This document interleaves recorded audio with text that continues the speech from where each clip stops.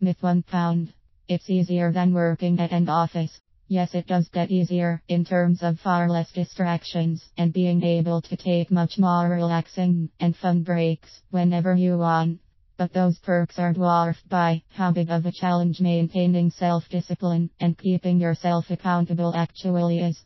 With nobody being there and watching you, you are going to have to resist the urges to take breaks all day long.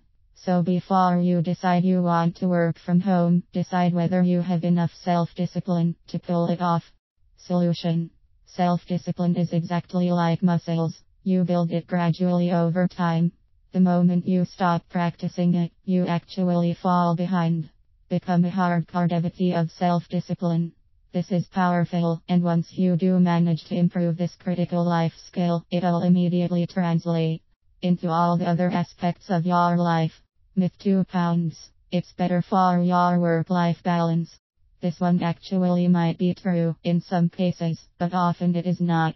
Especially if you want to become a freelancer or you want to start your own business. When you work a 9 to 5 in an office, your job usually stays at the office. When you leave at 5, you can relax now that your work is over. Upon arriving home, you change the environment and you change your state of mind. But when your home is your workplace, this distinction is no longer there.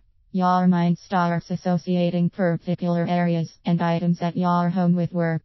What this can often lead to is your life and work mixing together. Since now you are at your home office, most of the time, you have that ability to shift your work past 5 p.m. or whatever the finishing time you've intended. It's very easy to end up having your work pile up at the end of the day. Because you've taken that extra long lunch break or went to the gym in the middle of the day. Solution.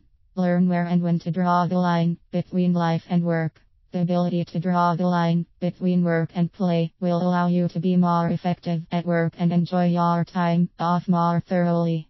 Myth 3 pounds. There are too many distractions at home, so it's difficult to work efficiently.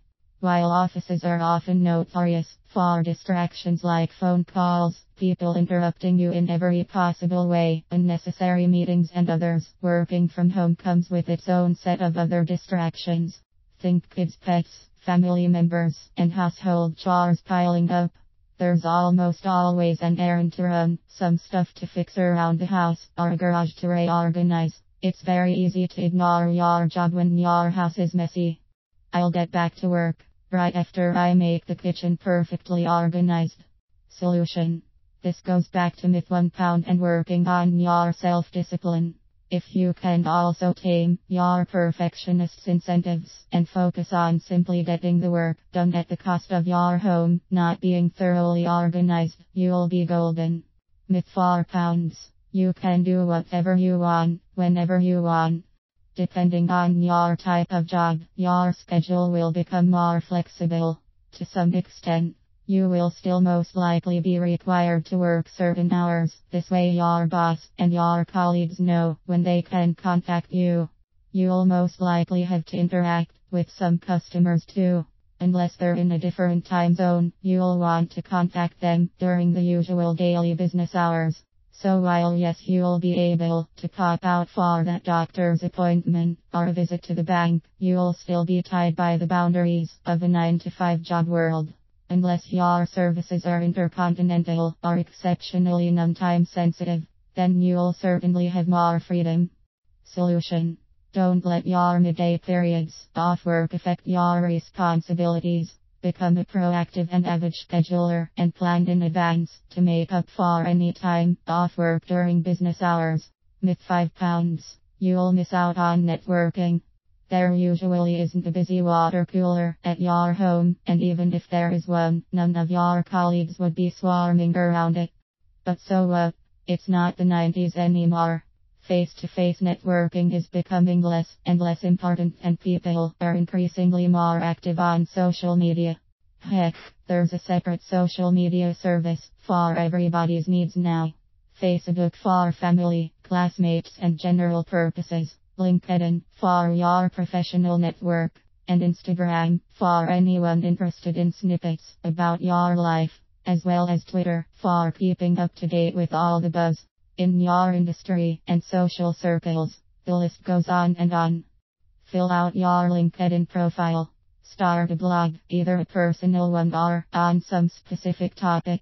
You probably already have a personal brand on the internet, whether you want it or not. Develop it consciously. Follow people you like, get introduced to friends of friends. You'll be surprised how small the world nowadays is. As to face-to-face networking, join local events related to your field and hobbies. The results are quality networking opportunities. You'll get to meet new people and see people you don't have the chance to see every day. Myth: £6. Since you'll be home, you won't need childcare. Sounds like the most natural consequence, right? Wrong. Yes, you'll be closer to your kids, but you're still going to be working.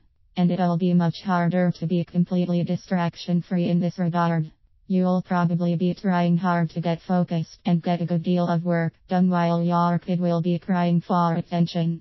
Life shows that most successful people who do end up working from home 9 times out of 10 spend money on childcare anyway or have some family member take care of their kids. Solution: put your child in daycare, hire a sitter, ask a relative to help, or do a babysitting swap with a friend.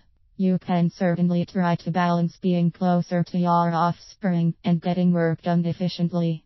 However, you are probably going to need some major help anyway, just like you would if you were working at an office.